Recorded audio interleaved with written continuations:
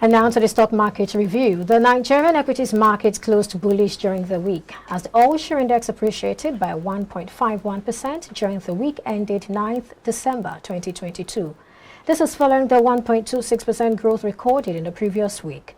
The benchmark index ASI appreciated by 1.51% from 48,154.65 points recorded as of the end of last week to close the week at 48,881.93 index points, while the market capitalization followed suit to close at 26.625 trillion naira.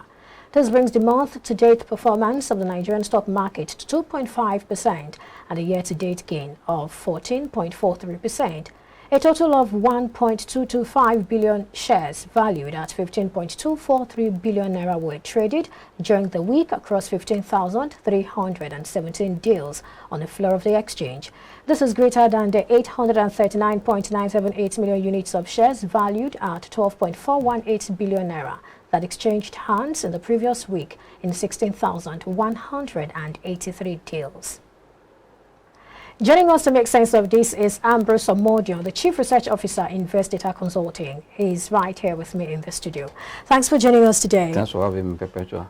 All right. I don't know. I'd like to start with, how are your students feeling now after the classes and everything? I mean, it feels like everything you've been talking about, is happening now. They're happy because, in investment, one is to attend training or, anything, more than that, you must take action. In Nigeria, people are good in learning, but they don't practice what they learn. But I always emphasize on the class that after the class, for you to benefit from the class, take action. And those that took action, even from the life class, I already testifying that within the week, they have made almost like some 25, 18%. It's a good news for a week, make 18%, 12%. It's okay for you. And for those that attended the last Invest 2023, well, they are already in for a good because market has rally since after the after the class. For me, that is why it's good to look for information, go to where they share knowledge, where you have about almost 8 experts in the market sharing about financial market and economic research in 2023. They have opened their eyes to see opportunity in that 2023 because I believe that the recovery we are seeing will extend to the year because politically we're going to see reset, economically already we have started seeing economically already reset. Then when we come with the reforms that will come in 2023, this will sustain the recovery we are seeing so far. All right. So talk to us about what are the factors that shaped what we saw last week in the market. Actually, I would say that what happened last week was as a result of one, investors seeing that the end of the year seasonality is around the corner. Prices are also staying relatively at a low price, having high dividend yield. On that note, people are taking position, like I said it here in this program, that time and price are very, very important. Looking at the price that every asset you are trading anywhere in the world, is the movement in that asset price that interests you. Because you want to buy assets at a price that should go up in favor of your expectation. But when it goes that is where you say, oh, we are in loss. But if you are entering the position that you are seeing that the price to buy this is already at a discount, these are relatively low. That means the potential, you are seeing that the outside potential is higher than the going down. Then what you do, you change to the position. And that is what we saw on most of the blue chips company on the exchange that has good fundamental, that they are selling at a good value that you should take advantage, even though we are not taking a capital position. But if you're looking at dividend yield alone, and that dividend yield, time, like I said, time and price, it's doing that you take to get that dividend of between 10 to 14%. It's less than 5 months, less than 4 months. Then while you are taking other investment window that you want to stay for a whole year, you're starting to see 16 points. Then where should we should be the one in the next 4 months. You're getting. When you say it sounds easy. Like I have shares also, and sometimes when I see the markets go up and down, oscillation and all of that, it affects the percentage really. So you're making it seem like you always get the positive things all the time. No, the good thing is that companies have declared their dividend for 2021. Oh, you're talking about hold on. You are capital appreciation. No. I think you are not getting capital appreciation. You are sure dividend of 10% to 14. That dividend is only giving comfort.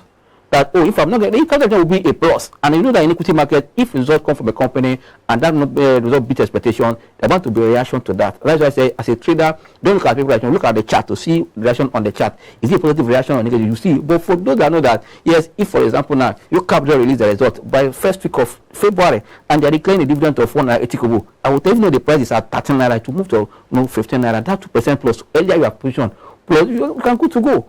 This is why you have different investment objectives. That's why I say don't follow Mr. A because it's different, because he had different person that might be a capital appreciation person that I'm looking for dividend.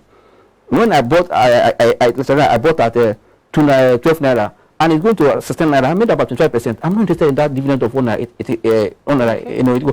That's why you have different. That's why market is class of investors, traders, and all in the market, and they have different goals and they have different strategies to invest. That's why I say you must compare your fundamental with technical at any given market situation to know where the market is and where the economy is, so that it will guide you to take informed investment decisions. All right. So, as an investor, talking about the different types of investors, those who are interested in capital appreciation and then those who are interested in dividend yield, are there some kinds of stocks that would give you each of these two, or are there stocks that will give you both? That's a good question.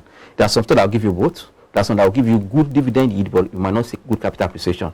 And that is where income investors, retirees want to play, because those stocks are not too volatile. But for traders like you, might need a volatile stock that go up and down to buy low and sell high, come again and buy again. For those that are I want to buy into company that pay dividend 4 times in a year.